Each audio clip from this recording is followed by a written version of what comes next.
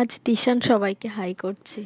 আর এটা ছিল মুম্বাইয়ের এসি লোকাল। আমরা সিএসটি থেকে ট্রেনে উঠে পড়লাম ভিরাট যাওয়ার জন্যে। ওখানে যাব মাতা জীবদানীর দর্শনে। আর যেতে যেতে এই যে রাস্তাটা, একটা নদীর ওপরে ব্রিজ, আর সেটার ওপর দিয়েই ট্রেন চলছে। অপূর্ব দৃশ্য। এই পথটা যত না সুন্দর ছিল তার থেকে বেশি ভয়ঙ্কর ছিল। ট্রেনটা এত জোরে ছুটছিল। ওই পাহাড়ের চূড়ায় গুহার মধ্যেই মন্দিরটি। আমরা উঠে পড়লাম রোপওয়েতে। এখানে মন্দিরে পৌঁছানোর জন্য দুটো ব্যবস্থা আছে, একটা হলো রোপওয়ে সিস্টেম আর একটা হলো 1400টা সিঁড়ি আছে। আমরা বাচ্চা নিয়ে আর অতটা রিস্ক নিলাম না। এই মন্দিরটি নাকি মহাভারতের সময়কালের, যখন পঞ্চপাণ্ডবরা 14 বছরের জন্য বনবাস ছিলেন, সেই সময় নাকি তারা এখানে গুহার মধ্যে মাতা রানীকে পুজো করতেন। মাতা জীবদানী এটা হলো লক্ষ্মী ঠাকুরেরই একটি রূপ। আর এটা বিরাট শহর থেকে পুরো 1300 ফুট উপরে পুরো মন্দিরটি। আর লাস্টে আমার কিছু পছন্দের ফটো থাকলো।